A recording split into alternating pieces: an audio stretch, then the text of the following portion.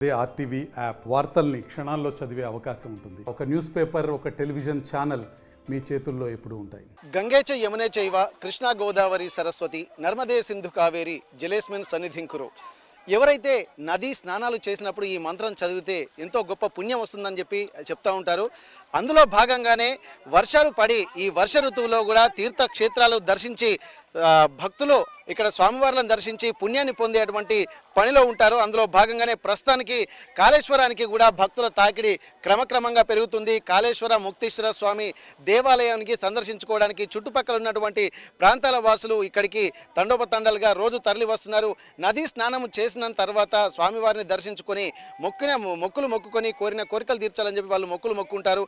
అట్లాంటి సందర్భాలు మనం చూస్తున్నాము. భక్తుల తాకిడి కూడా ఇక్కడికి పెరుగుతున్నటువంటి సందర్భాన్ని చూస్తున్నాము. ఇక్కడ ఒక ఆధ్యాత్మిక వాతావరణానికి కేర్ ఆఫ్ అడ్రస్గా ఏవైనా ఉన్నాయంటే తీర్థక్షేత్రాలు అంటే ఇక్కడ నదీ పరివాహక ప్రాంతాల్లో ఉన్నటువంటివి ఈ తీర్థాలు అంటారు. క్షేత్రాలు అంటే కేవలము టెంపుల్ లాంటివి ఉన్నవి ఆ క్షేత్రాలు అంటారు. కానీ ఇట్లాంటి నదీ పరివాహక ప్రాంతాల్లోకి వచ్చినటువంటి వాళ్ళు చాలా ఒక ఆనందానుభూతికి లోనవుతుంటారు. ఇటు నదులలో స్నానం చేసి స్వామివారిని దర్శించుకొని ఒక ఆధ్యాత్మిక వాతావరణాన్ని చూస్తూ భక్తి ప్రపత్తులు చాటుకుంటున్నటువంటి సందర్భం. ప్రస్తుతానికైతే జయశంకర్ భూపాలపల్లి జిల్లాలో ఉన్నటువంటి ఇక్కడ కాళేశ్వర ముక్తీశ్వర స్వామి దేవాలయానికి కూడా భక్తులు తండోపతండాలుగా తరలి వస్తున్నారు. ఒక్కసారి అయితే ఇక్కడ వాతావరణం అయితే మళ్ళీ కల్పిస్తుంది. ఆధ్యాత్మిక వాతావరణం కూడా ఒక చాలా గొప్ప అనుభూతిని అయితే ఇస్తుందని చెప్పుకోవచ్చు. చాలా మంది భక్తులు కూడా ఇక్కడికి వస్తున్నారు. చెప్పండి, మీరు ఎక్కడి నుంచి వచ్చారమ్మా? భూపాలపల్లి. అవును. మీకు దగ్గరే కదా, ప్రతి సంవత్సరం వస్తారా? ప్రతి సంవత్సరానికి 2-3 సార్లు వస్తాం. ఓకే. ఇది ఎట్లా అనిపిస్తుందమ్మా ఇక్కడ ప్రత్యేకత ఏంది? చాలా సూపర్గా ఉంటుందండి. దేవుడి దర్శనానికి వచ్చేటప్పుడు బాగా ఇబ్బంది చాలా సంతోషంగా వస్తాం. ఓకే. ఇప్పుడు మీరు కాళేశ్వరానికి దర్శించుకున్నప్పుడు ఎప్పుడైనా ఇట్లాంటి వాటర్ చూసారు? ఎప్పుడైనా ఇంతకుముందు అంటే? నేను ఎప్పుడు ఇంతగానం చూడలేదు, ఇదే ఫస్ట్ సారి. ఓకే. ఇక్కడ వాటర్ ఇంతకుముందు మనకు తెలంగాణ రాష్ట్రం ఏర్పడక ముందు ఈ వాటర్ ప్రాజెక్టు కట్టక ముందుకైతే వాటర్ ఇన్ని చూసారు ఎప్పుడైనా? చూడలేదండి, ఇంత వాటర్ చూడలేదు. మీరు చెప్పండి, ఎప్పుడైనా చూసారా? చూడలే, అస్సలు చూడలే. ఎట్లా అనిపిస్తుంది వాతావరణం చూస్తే? మాకైతే సంతోషంగా ఉన్నది, మంచిగా ఉన్నది. ఈ కాళేశ్వరం ఇది అభిమానం నాకైతే ఎంతో అది సంతోషంగా ఉన్నది. లేదు సార్, మంచిగా ఉన్నది, మంచి అభిమానంగా. నేనైతే ఇన్ని నీళ్ళు ఎప్పుడు చూడలే.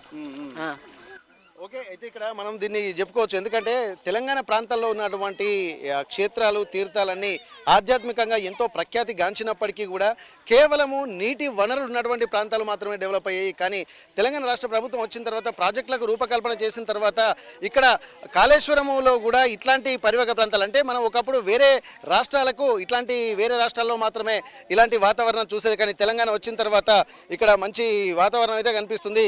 ఇక్కడ చాలామంది భక్తులు కూడా ఒక్కసారి వాళ్ళు చూస్తున్నాం, ఒక్కసారి ఏమంటారో చూద్దాము. ఈ భక్తి ప్రపత్తులు చాటుకోవడానికి కూడా వాళ్ళు కనిపిస్తున్నారు. ఒక్కసారి ఎక్కడి నుంచి వచ్చినామా మీరు? మీరు అందరు భూపాలపల్లేనా? అవును, భూపాలపల్లి. ఓకే. మరి తీర్థ అంటే శ్రావణ మాసము అలాగే కార్తీక మాసంలో ఎక్కువ మంది వస్తారు కదా, మీరు ఇప్పుడు ఎందుకు వచ్చారు మరి ఇక్కడికి? మాకు ఇప్పుడు సంతోషం అనిపించి వచ్చినాం. ఓకే. సంతోషం ఎందుకు అనిపించింది? మాకు వాటర్ గురించి. ఓకే. నీళ్ళని చూడడానికి వచ్చారా ఇక్కడికి? నీళ్ళని చూడడానికి వచ్చినాం. ఆషాఢ మాసంలో ఒక స్నానం చేయాలి, శ్రావణ మాసంలో ఒక స్నానం చేయాలి. ఈ పుణ్యక్షేత్రంలో స్నానం చేస్తే పుణ్యం కలుగుతుందని ప్రతి టైం 1 ఇయర్కు ఒకసారి ఇట్లా కంపల్సరీ వస్తాం.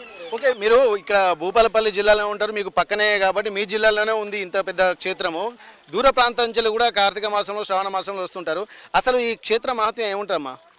ఇక్కడ ఈ రాజేశుని సన్నిధి అనేది మంచికి చెడుకు అన్ని పుణ్యక్షేత్రాలు ఇక్కడ కొన్ని నదులు కలిసి ఉంటాయి కాబట్టి కంపల్సరీ ఇక్కడికి వస్తే ఎట్లాంటి పాపమైనా కూడా ఇక్కడికి వచ్చి స్నానం చేస్తే లీలమైపోతుంది అనేది జనాలది, దేవుని లీల. అయితే ఇక్కడ మనం ఈ 3 నదుల సంగమము ఇక్కడ కాళేశ్వరం అని చెప్పుకోవచ్చు. ఎందుకంటే ఆధ్యాత్మికంగా కూడా ఈ సంగమం అనేది ఒక ప్రత్యేకంగా చెప్పుకోవచ్చు. ఇక్కడ 3 నదులు, ఒకటి ప్రాణహిత నది అటు నుండి ప్రవహిస్తూ ఉంటుంది, అటు నుంచి వచ్చేటువంటి ప్రాణహిత నది, ఇటు నుండి చూస్తే గోదావరి నది. ఈ 2 నదులు ప్రవహిస్తుంటాయి. కానీ సరస్వతి నది అనేది అంతర్వాహినిగా ప్రవహిస్తుంటుంది. అంటే మూడు నదులు కలయిక ఇక్కడ కాళేశ్వరం అని చెప్పి అంటున్నారు. ఇక్కడ కాళేశ్వరానికి సంబంధించి కూడా ఎంతో ఒక ప్రఖ్యాతిగాంచినటువంటి ప్రాంతంగా ఇక్కడ మనకు చూడొచ్చు. ఇక్కడ ఆధ్యాత్మిక వాతావరణానికి ఇక్కడ త్రివేణి సంగమాలు ఎక్కడెక్కడైతే ప్రయాగ్రాజ్లో ఎక్కడైతే గంగా, యమున, సరస్వతి ఆ నదులు అంతర్వాహినిగా ప్రవహిస్తుంటాయో ఇక్కడ కూడా ఈ నదులు కూడా గోదావరి అలాగే ప్రాణహిత నదితో పాటు సరస్వతి కూడా అంతర్వాహినిగా ఇక్కడ ప్రవహిస్తుందని చెప్పుకోవచ్చు. ఇక్కడ ఈ వాతావరణం కూడా ఇక కొద్ది రోజులుగా, ఎందుకంటే ఎప్పుడైతే వర్షాలు పడుతుంటాయో వర్ష ఋతువు వచ్చిన తర్వాత నదిలోకి నీళ్లు వచ్చే రెండు రకాలుగా ఇక్కడ అడ్వాంటేజ్ ఉంది. కొంతమంది భక్తి ప్రపత్తులు చాటు తీసుకోవడానికి కొంతమంది ఉంటారు. మరోవైపు ఇక్కడ పర్యాటకంగా కూడా ఎంతో ప్రసిద్ధిగాంచింది. నిండి నది పారేటువంటి వ్యవహారాన్ని ఇక్కడ చూస్తూ ఉంటారు కాబట్టి ఆ నదీ జలాలను చూసి ఆనందంతో ఉప్పొంగుతుంది. నాకు తెలిసి ఇప్పుడు వచ్చినటువంటి వాళ్ళు కూడా ఒక అదే ఆలోచనతో చెప్తున్నారు. ఒక భక్తి ప్రపత్తులతో పాటు ఈ వాతావరణం అంటే నిండు నది పారేటువంటి సుందర దృశ్యాన్ని చూసి పులకించిపోతున్నారని చెప్పి ఇక్కడ భక్తులు చెప్పుకునేటువంటి పరిస్థితి కాళేశ్వరంలో నెలకొంది. ఆధ్యాత్మిక వాతావరణంతో పాటు ప్రకృతి ఆహ్లాదాన్ని కూడా చవి చూసేటువంటి ఒక అద్భుత క్షేత్రంగా కాళేశ్వరం నిలుస్తుందనడంలో ఎలాంటి సందేహం లేదని చెప్పి భక్తులు చెప్తున్నారు.